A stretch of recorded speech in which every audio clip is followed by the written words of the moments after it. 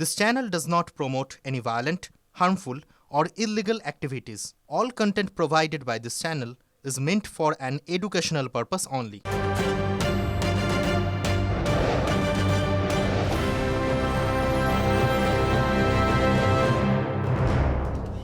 নমস্কার, দেখছেন টিভি9 বাংলা। শর্মিষ্ঠা সম্প্রীতির সঙ্গে রয়েছি আমি শুভজিৎ মিত্র। শুরু করছি সন্ধ্যে সুপার প্রাইম টাইম। আর শুরুতেই যে খবরের দিকে নজর রাখি, আজকে গোটা দেশ একটা বেনজির দৃশ্যের সাক্ষী থাকলো। রাজ্যের মুখ্যমন্ত্রী মমতা বন্দ্যোপাধ্যায় সকাল সকাল পৌঁছে গেছিলেন সুপ্রিম কোর্টে এবং এসআইআর মামলায় নিজে সওয়াল করলেন বাংলার মুখ্যমন্ত্রী। একগুচ্ছ অভিযোগ করেছেন তিনি, আবেদনও করেছেন সুপ্রিম কোর্টের কাছে।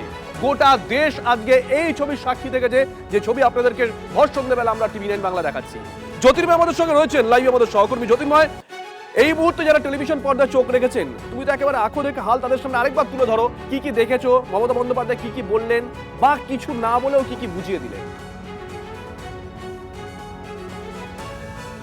দেখো, আজকে সকাল থেকে যে ছবিগুলো আমরা দেখেছি, প্রত্যেকটা টুকরো ছবি বেনজির। মমতা বন্দ্যোপাধ্যায় যখন সকাল 10টার সময় তিনি সুপ্রিম কোর্টের উদ্দেশ্যে রওনা হচ্ছেন, দিল্লি পুলিশ বেনজিরভাবে তার জন্য গ্রিন করিডোর করে দিল। একেবারে সুপ্রিম কোর্টের সামনে যে সিগন্যাল, সেখান থেকে পুলিশ লাইন দিয়ে দাঁড়িয়ে হাতে দড়ি নিয়ে, যাতে অন্য কোনো গাড়ি ঢুকতে না পারে, অর্থাৎ মমতা বন্দ্যোপাধ্যায়ের গাড়ি যাতে একেবারে গ্রিন চ্যানেল দিয়ে সুপ্রিম কোর্টের ভেতর পর্যন্ত পৌঁছতে পারে, সেই ব্যবস্থা করে দিল। মমতা বন্দ্যোপাধ্যায় গাড়ির ভেতর থেকে নমস্কার জানাতে জানাতে তিনি সুপ্রিম কোর্টে ঢুকলেন, লিফটে ওপরে উঠলেন এবং সুপ্রিম কোর্টের অলিন্দে তিনি প্রত্যেকের সঙ্গে, অর্থাৎ আইনজীবীদের সঙ্গে শুভেচ্ছা বিনিময় করতে করতে প্রধান বিচারপতির কোর্টে পৌঁছলেন। এই যে মমতা বন্দ্যোপাধ্যায়ের কোর্টে পৌঁছনো, এই ছবিটাই বাংলার মানুষের কাছে নিঃশব্দে বার্তা দেওয়ার জন্য যথেষ্ট ছিল। তার কারণ মমতা বন্দ্যোপাধ্যায় বারবার ধরে যে বিষয়টি বোঝাতে চাইছেন, তা হচ্ছে পশ্চিমবঙ্গে এসআইআর এর কারণে বিপর্যস্ত বা এসআইআর এর কারণে হেনস্থার শিকার যে ফ্যামিলিগুলি রয়েছে, তাদের প্রত্যেকের জন্য তিনি লড়াই করছেন। সেই লড়াইটা শুধুমাত্র রাজনৈতিক লড়াই নয়, সাংবিধানিক পরিকাঠামোয় আমাদের দেশে সর্বোচ্চ যত দূর পর্যন্ত যাওয়া সম্ভব তিনি একেবারে সেই জায়গা পর্যন্ত পৌঁছে গিয়েছেন। তার এই প্রত্যেকটা পদক্ষেপের মধ্যে দিয়ে সেই বার্তাটাই তিনি দিয়েছেন। দ্বিতীয়ত, তিনি যখন সওয়াল করছেন, আইনের যে বিভিন্ন দিক তুলে ধরা হচ্ছে, সেই ব্যাপার সম্পূর্ণ আলাদা, সেই খবর আমরা সারাদিন দেখাচ্ছি। কিন্তু মমতা বন্দ্যোপাধ্যায় সুপ্রিম কোর্ট, দেশের শীর্ষ আদালতে দাঁড়িয়ে দেশের প্রধান বিচারপতির সামনে বলছেন, দেশের অন্যতম সাংবিধানিক প্রতিষ্ঠান যে জাতীয় নির্বাচন কমিশন, তারা সংবিধান মানছে না, তারা উদ্দেশ্য প্রণোদিতভাবে কাজ করছে, পক্ষপাত দুষ্ট হয়ে কাজ করছে। আর তিনি বলছেন, প্লিজ গণতন্ত্রকে রক্ষা করুন, গণতন্ত্রকে বাঁচান। এই আবেদনটা সরাসরিভাবে ভোটের রাজনীতিতে যথেষ্ট তাৎপর্যপূর্ণ। একদমই, মানে একগুচ্ছ অভিযোগ এবং তার সঙ্গে আবেদন, গণতন্ত্রকে বাঁচান। জ্যোতির্ময় যে কথা বললো, আমরা একেবারে সকাল থেকে টাইম ধরে ধরে আপনাদেরকে সেই ছবিগুলো তুলে ধরিয়েছি। তারপরে বেশ কয়েকটা পলিটিক্যাল রিয়াকশনও পেয়েছি। যারা রাজনীতিবিদ, পাশাপাশি আইনজীবী, তারা কি বলেছেন শুনুন। হওয়ার পর মমতা ব্যানার্জি তার আর্গুমেন্ট করেছেন। 1 নম্বর পয়েন্ট যেটা বলেছে যে ডিলিশন হচ্ছে, কোনো ইনক্লুশন হচ্ছে না, ইনক্লুশনটাও দরকার। 2 নম্বর হচ্ছে roll of micro observer and roll observer.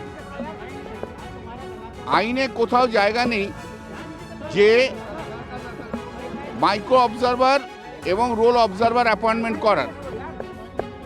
3 নম্বর হচ্ছে এই যে লজিক্যাল ডিসক্রিপেন্সি বলে, যেগুলো কোনো ছোট ছোট মিস্টেক, যেমন খান, বাবার নাম খান লিখেছিল আলাউদ্দিন খান, এখন এসছে আলাউদ্দিন খাঁ। তার কার মিস্টেক? এটা তো ইলেকশন কমিশনের মিস্টেক। তার জন্য লোককে কেন হ্যারাস করা হবে? বড় কথা যে এখনো প্রচুর লোক বাকি আছে হিয়ারিংয়ের, প্রায় 70-75 লক্ষ, মাত্র 4 দিন সময় আছে। জজ সাহেবরা বলেছে সেরকম হলে আমরা টাইম বাড়াবো, উই আর থিঙ্কিং।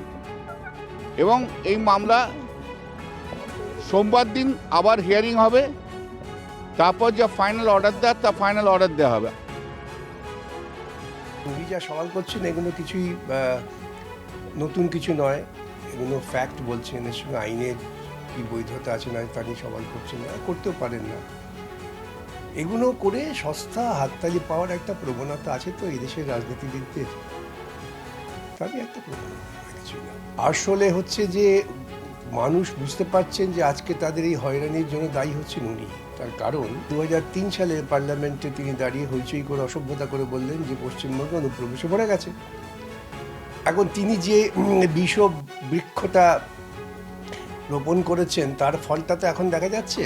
এখন বিজেপি সব জায়গায় ঘুষপিটিয়া বলে মানুষের মধ্যে, প্রান্তিক মানুষের মধ্যে একটা আতঙ্ক তৈরি করছে।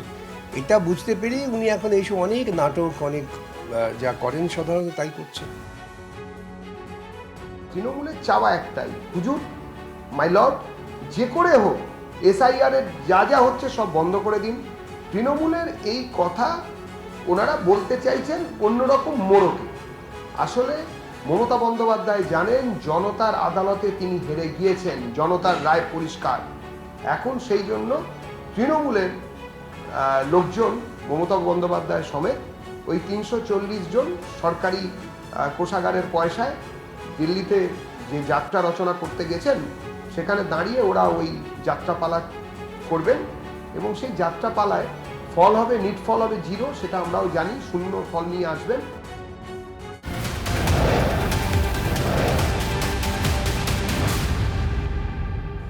কোনো বৈধ ভোটার বাদ যাক আমরা চাই না, জীবিতকে মৃত দেখানো হোক সেটাও চাই না। সুপ্রিম কোর্টের প্রধান বিচারপতি তিনি মন্তব্য করেছেন এই বিষয়ে এবং তার পাশাপাশি তার পরামর্শ কমিশনকে যে একটা বিশেষ টিম তৈরি করা হোক, যে টিম ডেপুটেশনের কাজ করবে, নামের বানান সংক্রান্ত যে সমস্ত ভুল এসছে সেই বিষয়গুলো খতিয়ে দেখবে।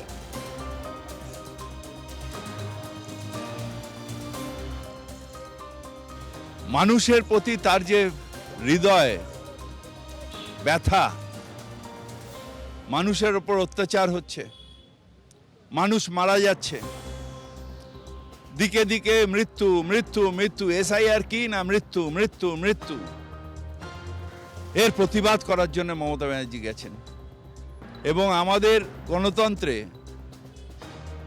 শেষ আশা হচ্ছে সর্বোচ্চ আদালত। সেখানে তিনি বাংলার মানুষের হয়ে তাদের হৃদয়ের কথা বলতে গেছেন। আমাদের পশ্চিমবঙ্গে ইলেকটোরেট ভোটার অদ্ভুতভাবে কয়েক গুণ বৃদ্ধি পেয়েছে, যা সারা ভারতবর্ষের কোনো রাজ্যের সাথে মিল নেই। জন্মহার, মৃত্যুহার নিচের দিকে যাচ্ছে, সেই সময় ভোটার সংখ্যার বৃদ্ধি প্রায় 66%, 67%।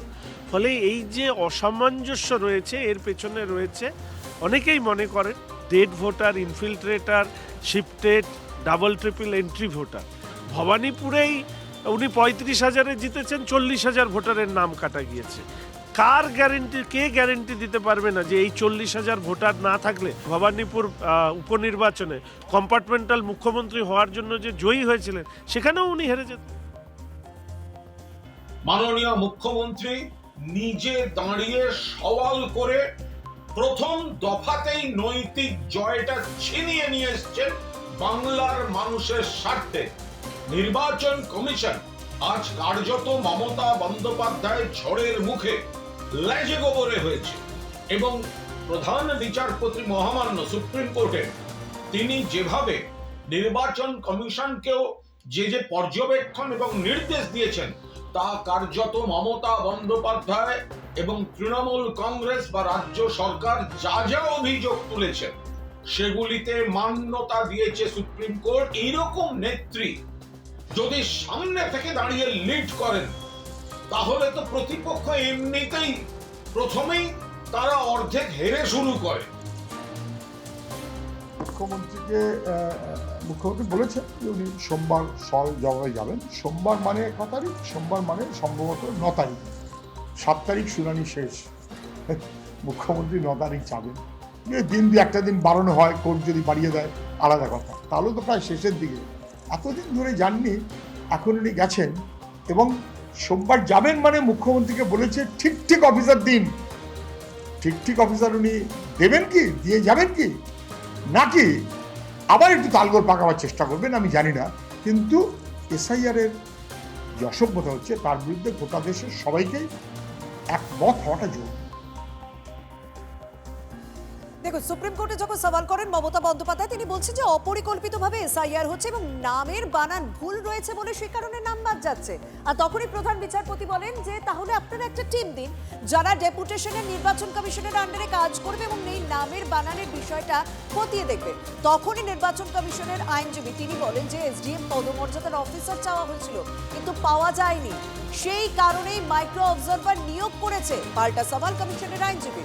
সলিসিটর জেনারেলের দাবি উড়িয়ে দেন মুখ্যমন্ত্রী। তিনি বলেন রাজ্যের কাছে এসডিএম এর সংখ্যা কম, যা চাওয়া হয়েছে তাই দেওয়া হয়েছে। আর সোমবার সুপ্রিম কোর্টে ফের এসআইআর মামলা শুনানি রয়েছে। নোটিশ ইস্যু করেছে সর্বোচ্চ আদালত এবং কমিশনের কাছে যেমন বলা হয়েছে যে তারা কি কি পদক্ষেপ করছে তা যেমন তাদেরকে জানাতে হবে, অন্যদিকে রাজ্যের কাছেও জানতে চাওয়া হয়েছে যে তারা কতজন অফিসার দিতে পারবে। ভোটার লিস্টকে স্বচ্ছ করবার প্রশ্নে যখন নির্বাচন কমিশন উদ্যোগ নিয়েছে এবং তার সাথে তথ্যভিত্তিক পরিসংখ্যান যে একজনের ৩৮৭ জন পুত্র, এই যে বিষয়গুলো সামনে এসছে সেগুলোকে পরিষ্কার করবার প্রশ্নে তৃণমূল কংগ্রেসের এই বাধা দান একটাই জিনিস প্রমাণ করে, এই ভোটার লিস্ট অস্বচ্ছ থাকুক এবং দেশ বিরোধীরাও এই ভোটার লিস্টের মধ্যে ভোটার হিসাবে রয়ে যাক, এটা হচ্ছে ওদের মূল লক্ষ্য। দেশের অভ্যন্তরে দেশের নিরাপত্তার পক্ষে বিপজ্জনক তৃণমূল কংগ্রেস এই ভোটার লিস্ট নিয়ে যে রাজনীতি করছে তার সমুচিত জবাব পশ্চিমবঙ্গের মানুষ দেবে। মমতাদি পুরো 100-এ 100, 100 কি 100-এ 200, 200 কি 100-এ 500। কোন মুখ্যমন্ত্রী নিজের রাজ্যের মানুষের অধিকার রক্ষায় সুপ্রিম কোর্টে সওয়াল, এবং শুধু সওয়াল নয়, আজ মমতা বন্দ্যোপাধ্যায় মাননীয় মুখ্যমন্ত্রী যা যা পয়েন্ট তুলেছেন সুপ্রিম কোর্ট সেগুলির মান্যতা দিয়েছেন, গুরুত্ব স্বীকার করেছেন, হস্তক্ষেপ করেছেন, ইলেকশন কমিশনকে নোটিশ ধরিয়েছেন। এগুলো বিরোধীরা দেখুক, এগুলো বিরোধীরা শিখুক। সুপ্রিম কোর্টের প্রধান বিচারপতির বেঞ্চের সামনে মমতা বন্দ্যোপাধ্যায় সওয়াল শেষ করে বলছেন সেভ বেঙ্গল, সেভ ডেমোক্রেসি। ইতিহাস আদালতকে পূর্ণ সম্মান দিয়ে এক্সপ্লেন করেছেন এবং তিনি যে ঝড় তুলেছিলেন তাতে নাজেহাল লাগছিল ইলেকশন কমিশনের আইনজীবীদের। টাইম চাইলেন শেষে। মমতাদির যা উদ্দেশ্য ছিল তাতে মান্যতা দিয়েছেন মহামান্য সুপ্রিম কোর্ট। দেখো, তৃণমূল কংগ্রেসের পক্ষ থেকে যাই দাবি করা হোক না কেন, রাজ্যের বিরোধী দলনেতা শুভেন্দু অধিকারী তিনি কিন্তু বলছেন যে এসআইআর ভণ্ডুল করার জন্য মমতা বন্দ্যোপাধ্যায় গিয়েছিলেন, কার্যত তাকে শূন্য হাতে ফিরতে হলো। উনার উদ্দেশ্য আবারও বলি এসআইআর ভণ্ডুল করা এবং 2024-এর ভোটার তালিকায় ভোট করা। উনি আজকে যেগুলো চেয়েছিলেন ওখানে কার্যত শূন্য হাতে এসেছেন। মিশন ফেল করেছেন উনি। এক, এসআইআর আটকাতে গেছিলেন, আটকাতে পারেননি।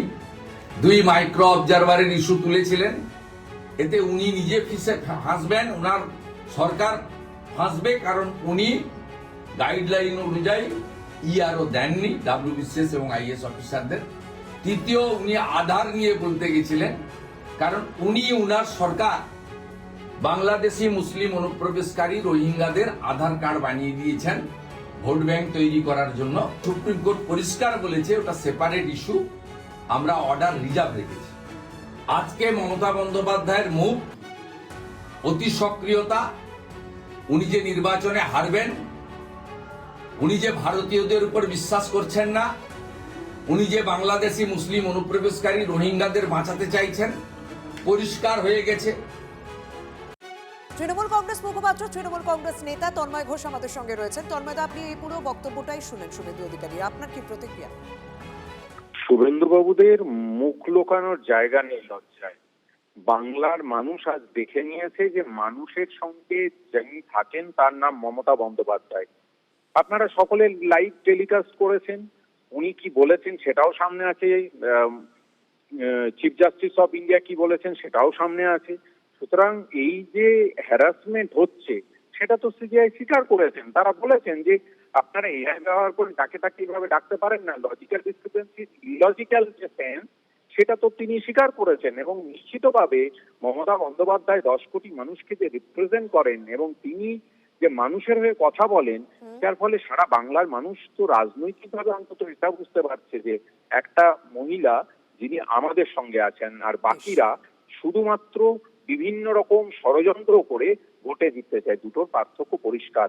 ইতিহাসে এদেরকে কেউ ক্ষমা করবে না। 2026-এ বিজেপি শেষ হয়ে যাবে, বিজেপি বাংলায় শূন্য হয়ে যাবে। ধন্যবাদ। মুসলিম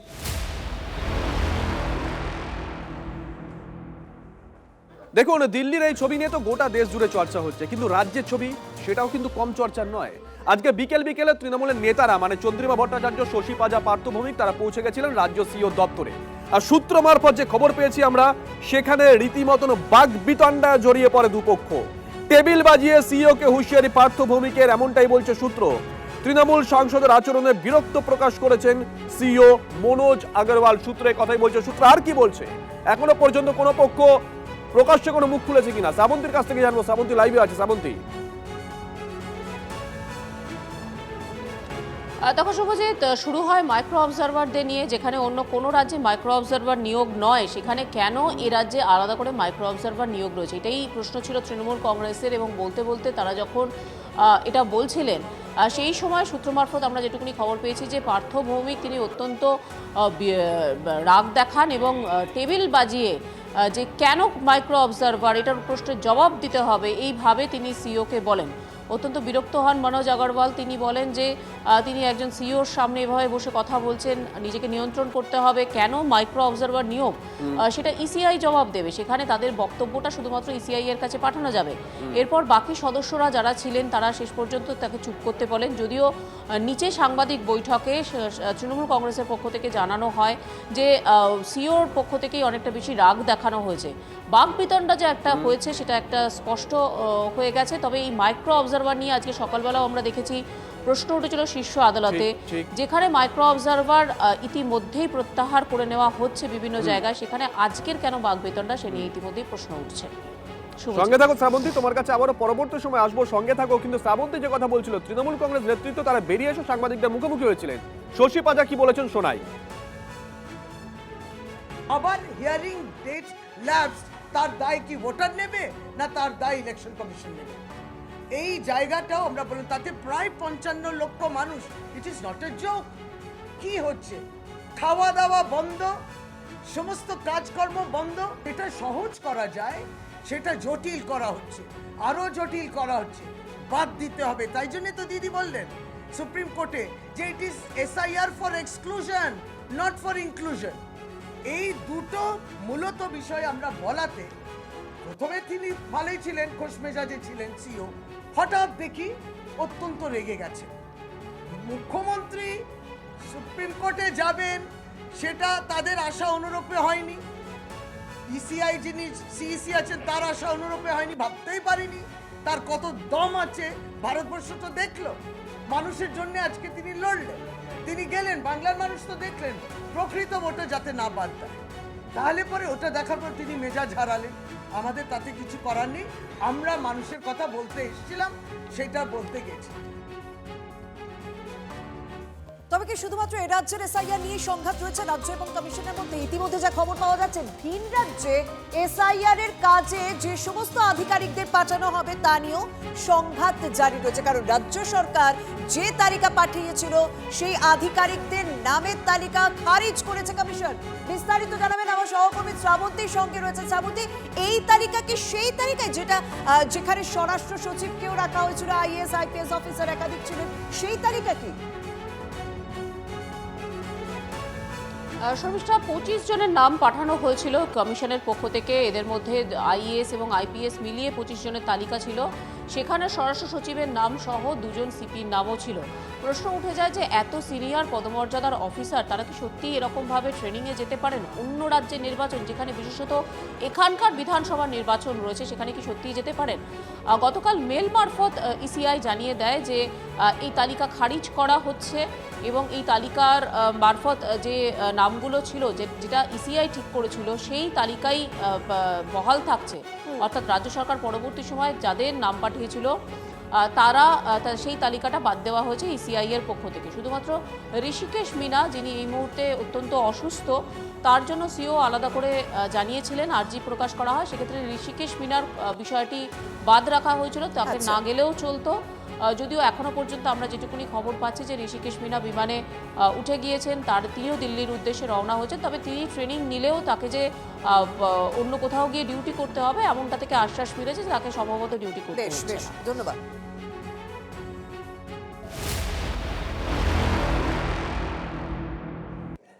এসআইআর সংঘাতে এবার কি জ্ঞানেশ কুমার অর্থাৎ মুখ্য নির্বাচন কমিশনের বিরুদ্ধে ইমপিচমেন্ট প্রস্তাব আনতে চলেছে তৃণমূল কংগ্রেস? কারণ এই জ্ঞানেশ কুমারের বিরুদ্ধে কি অভিযোগ? যে মমতা বন্দ্যোপাধ্যায়কে অপমান করার অভিযোগ রয়েছে, তৃণমূল নেত্রী তথা মুখ্যমন্ত্রীকে অপমানের অভিযোগ। আর মমতার বার্তার পরে দলীয় সাংসদদের প্রক্রিয়া শুরুর নির্দেশ অভিষেক বন্দ্যোপাধ্যায়। বিরোধী বা অন্য রাজনৈতিক দলগুলোর সঙ্গে কথা বলার নির্দেশ। চলতি অধিবেশনেই যাতে ইমপিচমেন্ট প্রস্তাব আনা যায় সেই বিষয়ে তৎপর হওয়ার নির্দেশ। এবং সেক্ষেত্রে নির্বাচন কমিশনারকে ইমপিচমেন্ট প্রস্তাবের জন্য প্রয়োজন অন্তত 100 জন সাংসদের সই। আর এই মুহূর্তে সংসদের দুই কক্ষে তৃণমূল কংগ্রেসের সাংসদ সংখ্যা হচ্ছে 41। সেক্ষেত্রে সম মনোভাবাপন্ন দলগুলোর সমর্থন লাগবে তৃণমূল কংগ্রেসের, যেমন সমাজবাদী পার্টি, ডিএমকে, আরজেডি সমর্থন চাইতে পারে তৃণমূল কংগ্রেস। কংগ্রেসের কাছে কি সিইসি কে ইমপিচমেন্ট প্রস্তাবে সমর্থন চাইবে তৃণমূল কংগ্রেস? এই প্রশ্ন উঠছে, কারণ তৃণমূল সমর্থন চাইলে কি অবস্থান নেবে কংগ্রেস সেই নিয়েও প্রশ্ন উঠেছে রাজনৈতিক মহলে।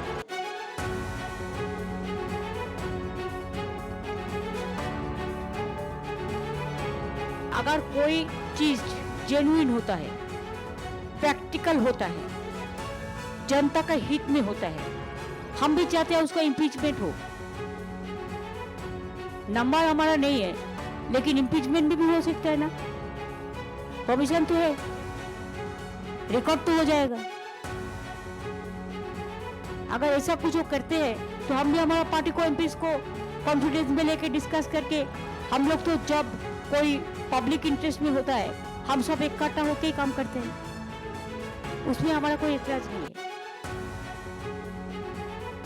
সবাই চেষ্টা করতে পারে, ইমপিচমেন্টে কোনো যুক্তিসঙ্গত কারণ থাকতে হবে। তো ইমপিচমেন্ট অত সহজে হয় না। ইমপিচমেন্ট করলে দেখাতে হবে তিনি সংবিধান বিরোধী কাজ করেছেন, গোপনে গোপনে বিজেপির সঙ্গে আতাত করে তিনি সর্বত্রই অশান্তি সৃষ্টি করছেন।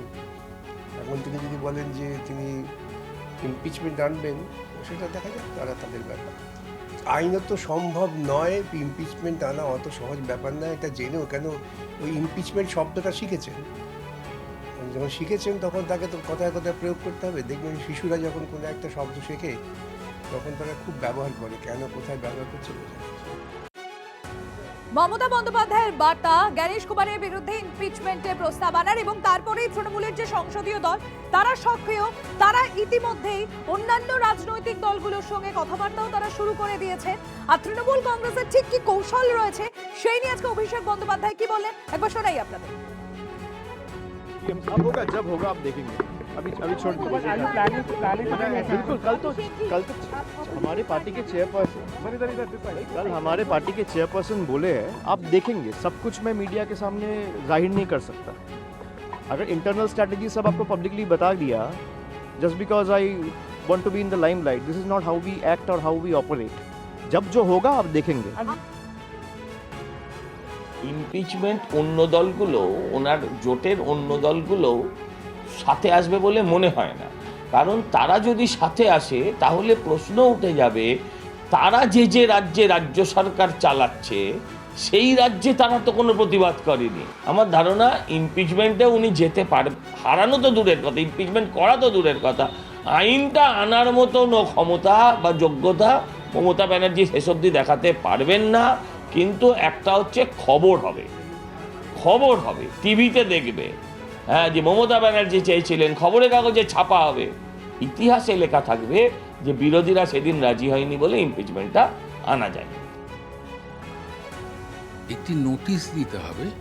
লোকসভার ক্ষেত্রে 100 জন সদস্যের স্বাক্ষর সম্বলিত, আর রাজ্যসভার ক্ষেত্রে 50 জন সদস্যের স্বাক্ষর সম্বলিত হয় লোকসভার স্পিকারকে অথবা রাজ্যসভার চেয়ারম্যানকে দিতে হবে। এই নোটিশটা পাওয়ার পর যদি স্পিকার অথবা চেয়ারম্যান মনে করেন যে তিনি এই মোশনটাতে এগুবেন, তাহলে একটা এনকোয়ারি কমিটি তৈরি করবেন। এই কমিটিতে থাকবেন একজন সুপ্রিম কোর্টের বিচারপতি, একটি হাইকোর্টের প্রধান বিচারপতি এবং একজন এমিনেন্ট জুরিস্ট। তাদের রিপোর্টটাতে যদি দেখা যায় যে যার সম্বন্ধে এই মোশন আনা হচ্ছে তাকে গিলটি, তখন এই মোশনটাকে পেশ করা হবে এবং উভয় কক্ষের ওই 2/3 সদস্য উপস্থিত এবং ভোটদান করলে এটা পাস হবে। তখন রাষ্ট্রপতির কাছে সেটা যাবে এবং রাষ্ট্রপতি এটাকে নোটিফিকেশন করে তাকে অপসারণ করবেন। ममता बनर्जी ने कहा है कि अगर ज्ञानेश कुमार के खिलाफ इम्पीचमेंट मोशन आता है तो वो उसका समर्थन करेंगे। हम आदरणीय ममता बनर्जी के पक्ष में हैं, उनके साथ हैं। ममता बनर्जी जी को बधाई है और अच्छा कर रही है वो। SIR एक बड़ा मुद्दा है इस वक्त देश में, और अभी भी आप देखिए आज यूपी में हमारे एक वेदी साहब BLO थे, उनकी डेथ की सूचना आई है। तो BLOs मर रहे हैं, SIR में बीजेपी जो पूरे देश में घोटाला कर रही है वही बंगाल में कर रही है।